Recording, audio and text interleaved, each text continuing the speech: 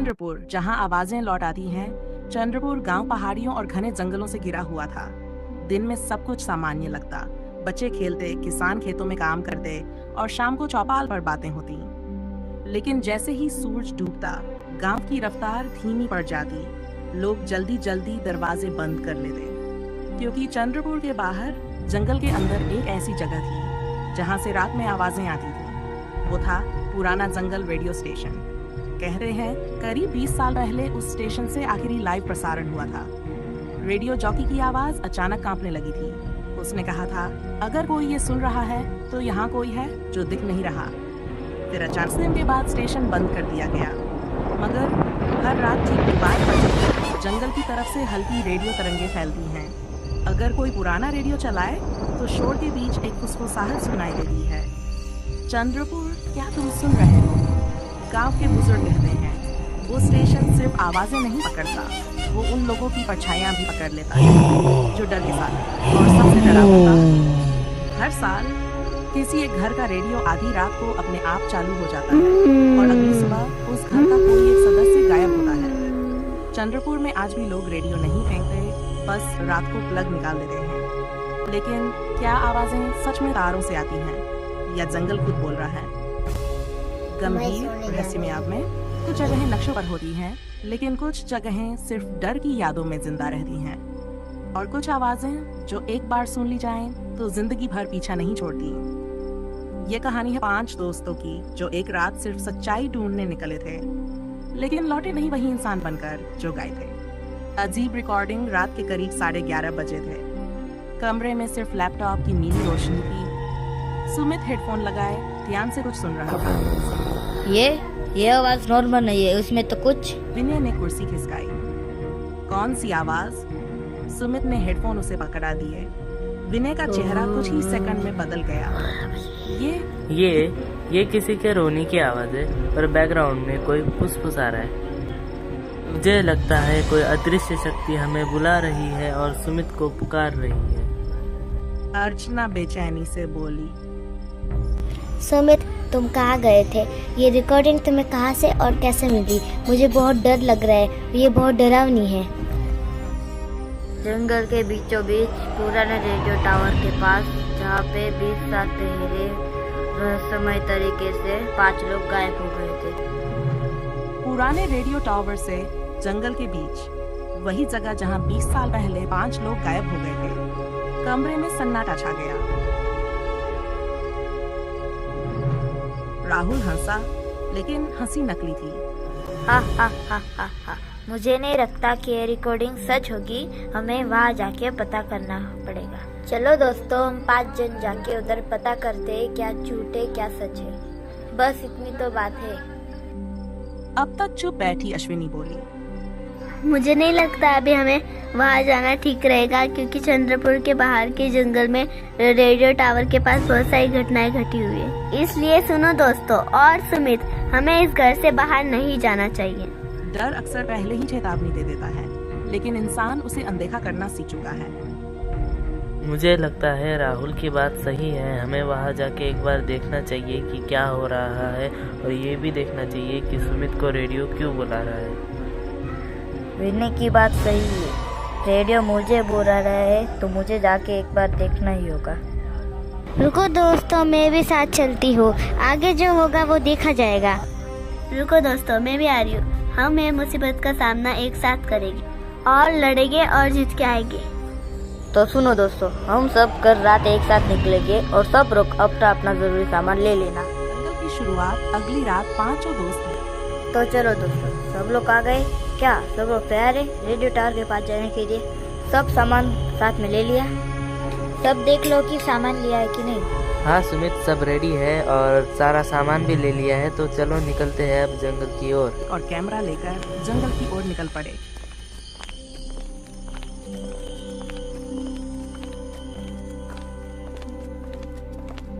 जैसे जैसे शहर पीछे छूटता गया, मोबाइल नेटवर्क खत्म होने लगा और हवा भारी होती चली गई।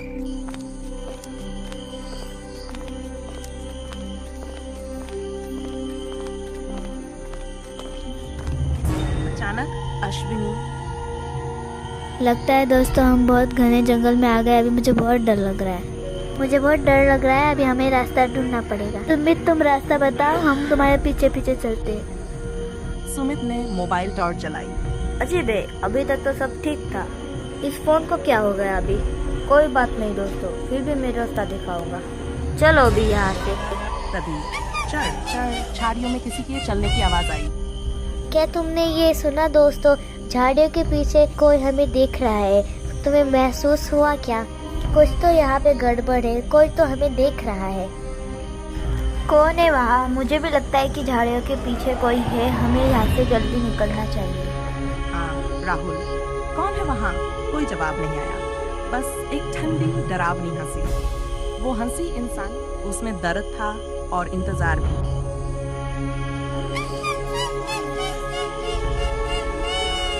रेडियो टावर कुछ दूर चलने के बाद वो दिखा। पुराना रेडियो टावर, जर्जर दीवारें, टूटी सीढ़ियां और चारों तरफ अजीब सन्नाटा। दरवाजे पर लिखा था, जो अंदर गया वो कभी पूरा वापस नहीं आया। आखिरकार पुराने रेडियो टावर पहुंच ही गए। चलो अंदर। मैं दरवाजा खोलता हूँ। दरवाजे पर लिखा था, जो अंदर गया वो कभी पूरा वापस नहीं आया। डराने के लिए लिखा होगा। ही सुमित ने दरवाजा छुआ। दरवाजा अपने आप खुल गया। अंदर खूब अंधेरा। अरे बाप रे, इधर तो कुछ दिख ही नहीं रहा, बहुत अंधेरा है। कोई बात नहीं, अंदर चलते हैं।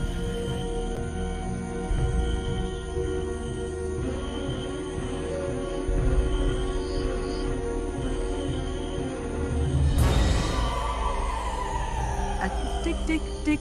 पुरानी रेडियो मशीन अपने आप चालू हो गई।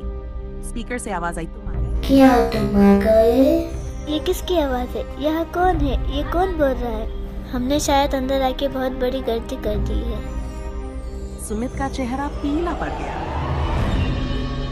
जब इंसान अपनी ही आवाज को अपने खिलाफ सुनता है, तब डर असली बन जाता है। अध्याय होता रास्ता अचानक धड़ाम, दरवाजा जोर से बंद हो गया। अरे दरवाजा खोलो। विनय ने पूरी ताकत लगाई, नहीं खुल रहा। दरवाजा नहीं खुल रहा है, लगता है हम फंस गए हैं। रेडियो से अब कई आवाजें आने लगी। रोना, चीखना, हंसना, फिर एक साफ आवाज।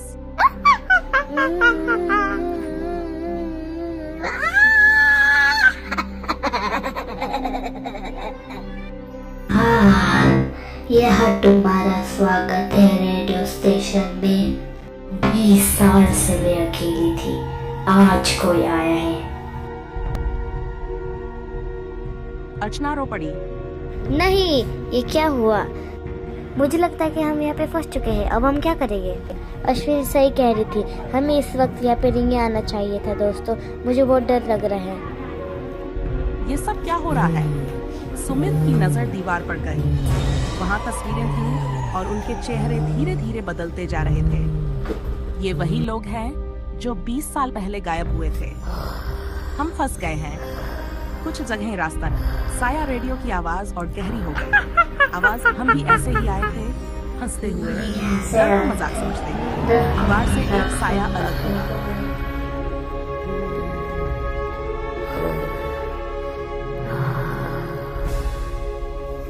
छोड़ दो, हमें जाने दो। अगली बार से कभी भी ऐसी गलती नहीं होगी। अश्विनी थोड़ा तो बोलो। सुमित, हमें माफ कर दीजिए। मैं सिर्फ एक रेडियो सुना था, आपके साथ भी ऐसा हुआ था। आप हमारी मजबूरी समझ सकते हैं, छोड़ दीजिए हमें। अच्छा ठीक है, एक यहाँ रहेगा तभी बाकी जा सकते हैं। एक यहाँ रहेगा तभी बाकी जा सकते हैं। राहुल पीछे हट गया। मैं नहीं रुकूंगा। विनय ने सुमित की तरफ देखा। सुमित, ये जगह तुम्हें बुला रही थी। सुमित चुप रहा। रेडियो से वही रिकॉर्डिंग फिर चलने लगी।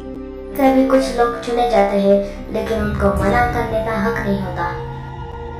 कभी कभी कुछ लोग चुने जाते हैं और उन्हें मना करने का हक नहीं होता। आखिरी फैसला रेडियो अचानक शांत हो गया। बस सुमित की आवाज गूंज रही थी। सुमित, अगर कोई इधर नहीं रुका तो हम सब इधर फंस जाएंगे। नहीं सुमित, ऐसा मत करो, हम कोई और रास्ता ढूंढ सकते हैं। सुमित हल्का सा मुस्कुराया। सुमित, अगर मेरी कहानी किसी और को चेतावनी दे सकती है तो यही काफी है। वह रेडियो के पास गया।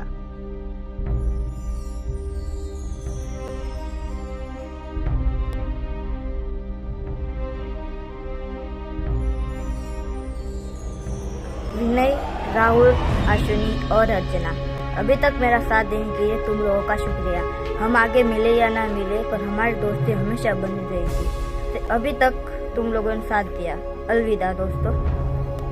सुनो, तुम कोई भी हो, लेकिन मैं तुमसे नहीं डरता हूँ। मैं इधर रहने को तैयार हूँ, लेकिन मेरे दोस्तों को जाने दो। तेज रोशनी फैली और दरवाजा खुल गया। बाकी 4 बाहर गिर पड़े। आखिरी आवाज सुबह हो चुकी थी।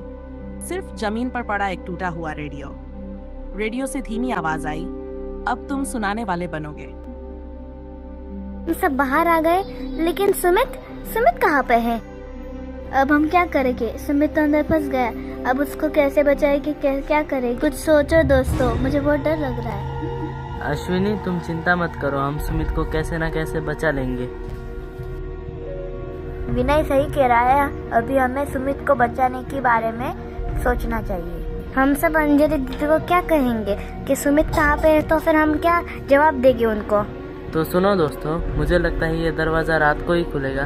तो अभी हम गांव में जाते हैं और अंजलि दीदी को रात को साथ में लेके आएंगे और फिर देखते हैं। तुम सब लोग ठीक कह रहे हो कि अभी हमें गांव में जाके अंजलि दीदी को बताना पड़ेगा और आज रात को कोशिश करनी चाहिए सुमित को बचाने की। तो दोस्तों चलो चले गाँव की ओर।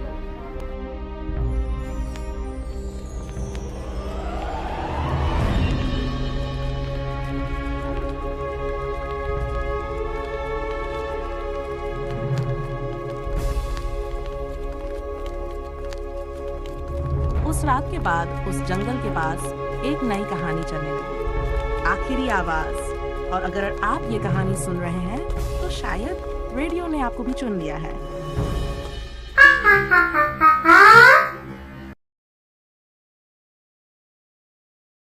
भूतिया रेडियो स्टेशन। अब तक की कहानी चंद्रपुर गांव के बाहर एक पुराना और सुनसान रेडियो स्टेशन है। लोग कहते हैं कि वहां रात को अपने आप आवाजें गूंजती हैं। राहुल, सुमित, विनय, अश्विनी और अर्चना सच जानने के लिए अंदर जाते हैं।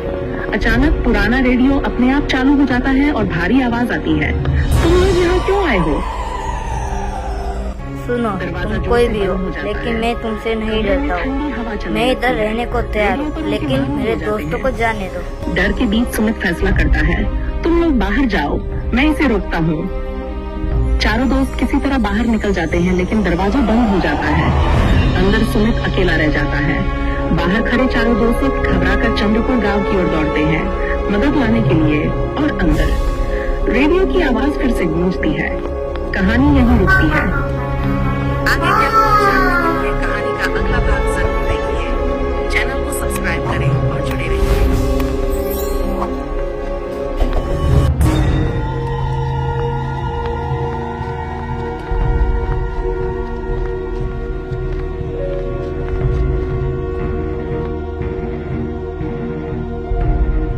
दोस्तों, हम हवेली से बहुत दूर पहुंच गए।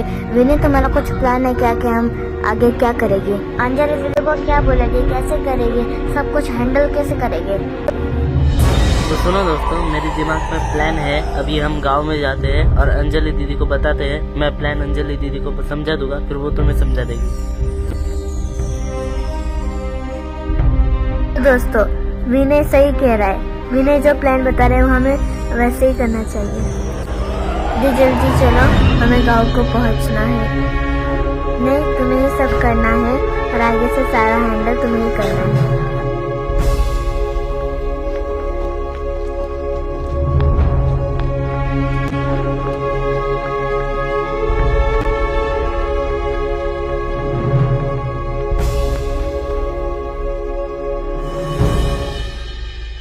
आखिरी आवाज पार्ट स्टोरी। कभी कभी डर जंगल में नहीं होता, वो इंसान के दिल तक चला आता है। वापसी बिना सुमित के सुबह का वक्त था। विनय, राहुल, अर्चना और अश्विनी थके हुए कदमों से सुमित के घर के बाहर खड़े थे। दरवाजा खुला। सामने सुमित की बहन अंजलि खड़ी थी। अंजलि, सुमित कहाँ है? चारों के चेहरे उतर गए। अश्विनी की आंखों से आंसू गिर पड़े। वो रेडियो स्टेशन में ले गए। एक पल की खामोशी छा गई।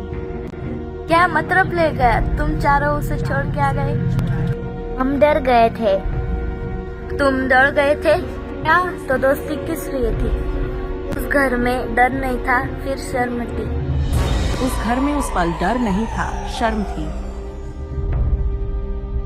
बात मुझे पता है, वो दरवाजा रात को ही खुलेगा, तो मैं तुम्हें प्लान समझा देता हूँ। तो अंदर चलो और मुझे समझाओ।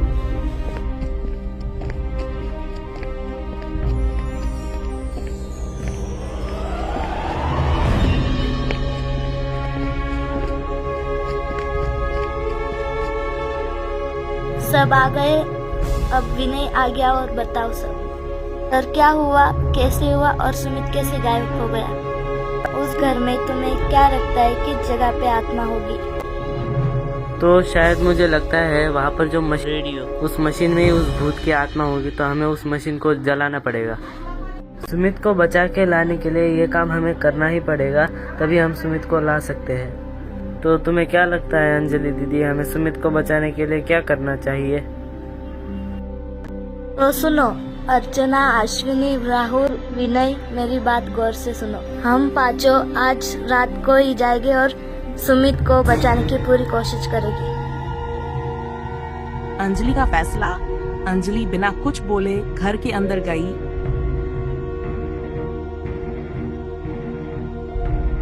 और एक बैग लेकर बाहर आई। आप क्या करने वाली है? अपने भाई को रहने जा रही हूँ। अर्चना, लेकिन वो जगह बहुत खतरनाक है।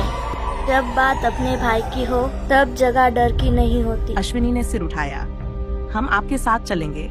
चारों ने एक दूसरे की तरफ देखा और चुपचाप हामी भर दी। जब बात अपने भाई की हो तो डर की कोई जगह नहीं होती। विनय, तुम बताते रहना कौन सा रास्ता कहाँ जाना है। चले हम निकलते हैं। जंगल में खतरा है तो सब साथ में संभल के रहना।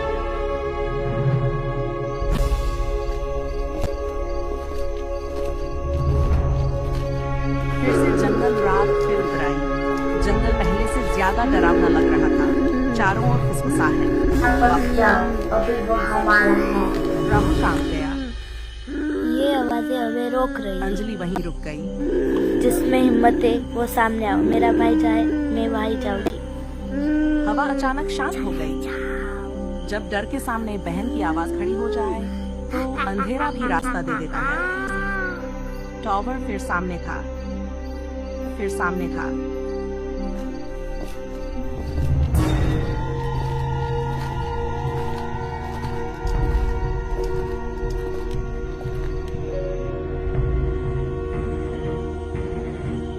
अंजलि दीदी, यही रेडियो स्टेशन है, यहीं पर सुमित गायब हुआ था। अंदर ही रेडियो मशीन है।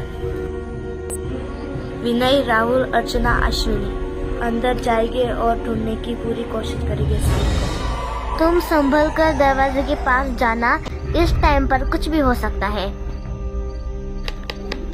और रेडियो मशीनों से अजीब सी खड़खड़ाहट सुनाई दे रही थी। इसी अंधेरे कमरे के बीचों बीच सुमित कमजोर हालत में खड़ा था। उसका चेहरा पीला पड़ चुका था, मानो किसी अदृश्य ताकत ने उसकी सारी ताकत छीन ली हो। तुम लोग यहाँ फिर क्यों आए? मैंने तुम लोगों को भेज दिया था और इस बार अंजलि दीदी को साथ में क्यों लेके आए? सुमित, दीदी। अंजलि दौड़कर उसके पास पहुंची और उसे जोर से गले लगा लिया। मैं आ गई हूँ सुमित, अब तुम्हें यहाँ पर कोई नहीं रख सकता। गुस्से और चिंता भरी दमदार आवाज। सुमित, तुम यहाँ क्या कर रहे हो? हम तुम्हें हर जगह ढूंढ रहे थे। चलो यहाँ से। दीदी, यहाँ मत आओ, ये रेडियो स्टेशन ठीक नहीं है, ये हमें जाने नहीं देगा। क्या मतलब? हमें कौन रोक सकता है? हम सब साथ हैं, हमें डरने की जरूरत नहीं है। अचानक रेडियो मशीन अपने आप चालू हो जाती है। ट्रिगर, खटखट, स्पीकर से एक डरावनी आवाज गूंजती है। रेडियो की रहस्यमय आवाज। तुम लोग यहाँ आए हो तो ये जगह तो अब तुम्हारी नहीं है। अंजलि, ये आवाज रेडियो से आ रही है, पर रेडियो तो बंद था। अंजलि धीरे धीरे रेडियो मशीन के पास जाती है। उसकी आंखों में डर नहीं, गुस्सा था।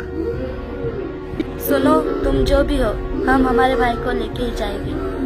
अगर हमें किसी ने रोकने की कोशिश की तो अंजलि से बुरा कोई नहीं होगा। हम डरने वालों में से नहीं है, दोस्ती के लिए जान भी दे सकते हैं। अगर हमारे दोस्त को छूने की कोशिश की तो ये रेडियो स्टेशन ही तुम्हारी आखिरी जगह हो जाएगी। भूत है या साया, आज फैसला हो जाएगा, या तुम रहोगे या हम। अर्चना, इस मशीन में उस आत्मा की ताकत भी छुपी है। अगर इस मशीन को खत्म कर दिया तो डर भी खत्म हो जाएगा। विनय दमदार और समझदार अंदाज में।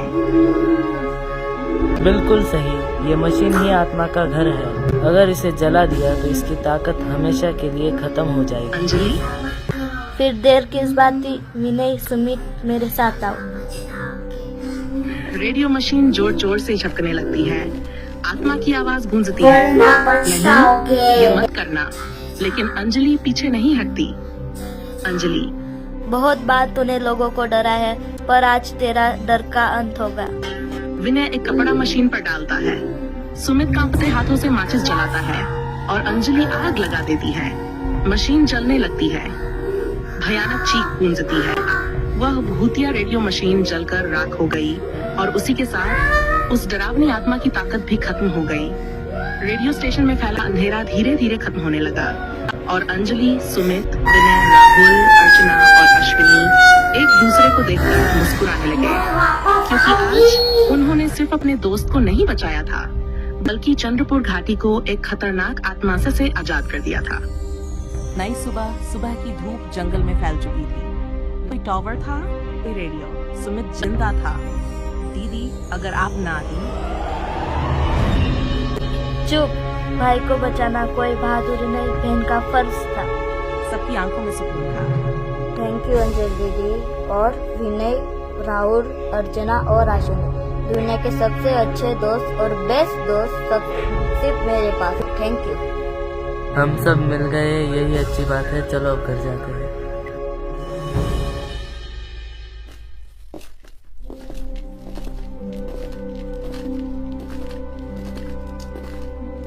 अंत हैप्पी एंडिंग। कुछ दिनों बाद पांचों दोस्त और अंजलि साथ बैठकर हंस रहे थे। डर अब सिर्फ एक याद बन चुका था।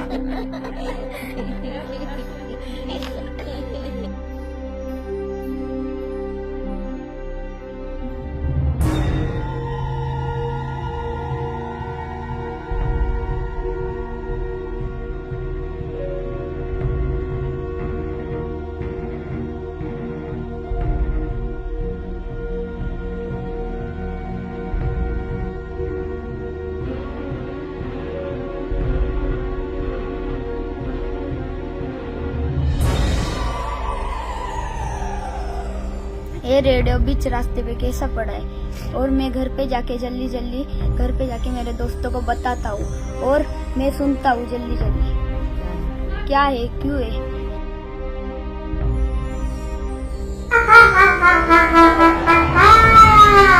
फिर से कहानी में आ रही हूँ। ये वीडियो केवल मनोरंजन के उद्देश्य से बनाया गया है। इसमें दिखाई गई कहानियाँ, पात्र और घटनाएं पूरी तरह काल्पनिक हैं। इनका वास्तविक जीवन से कोई संबंध नहीं है।